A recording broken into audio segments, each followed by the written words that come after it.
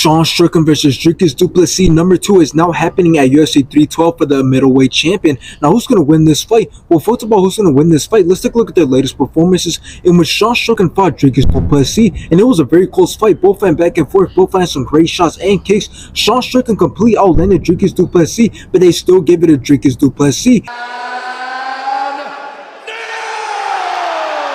Now, after this, Sean Strickland went on to fight Paulo Costa, in which Sean Strickland dropped Paulo Costa in round 2. Sean Strickland took control of the whole entire fight, dropped Paulo Costa in round 5, and Sean Strickland obviously won by decision. By split decision, Sean! Let's take a look at Dricus Du Plessis' latest performances in which he fought Sean Strickland, and you guys already know what happened. Dricus Du Plessis won by decision. And after this, Dricus Du Plessis went out to fight Israel Adesanya, in which both started out great until Dricus Du Plessis blocked and got Israel Adesanya in a rear naked choke and made him tap in round 4. Now, this fight being confirmed honestly is a bad move from the UFC, because I know it only makes sense to give Sean Strickland the rematch, considering that the first fight was a very close fight, and considering that most fans and even Dana White believe that Sean Strickland got robbed in that fight. But the division has changed and we have seen new things, like the fact that Sean Strickland went on to fight Paulo Costa and he put on a very boring performance, on top of the fact that he went all rounds with him. And if we look at Dricus Du Plessis, well, he showed massive improvements against Israel Adesanya as he dominated that fight and he ended up submitting him. So that's why I believe that Sean Strickland doesn't deserve this rematch against Dricus Du Plessis. Instead, I believe that Hamza Chimaev should have got this fight with Dricus Du Plessis, because he dominated and submitted Robert Whittaker in round 1, and that's with the fact that he hadn't fought in over a year. But anyways, let's talk about fighting.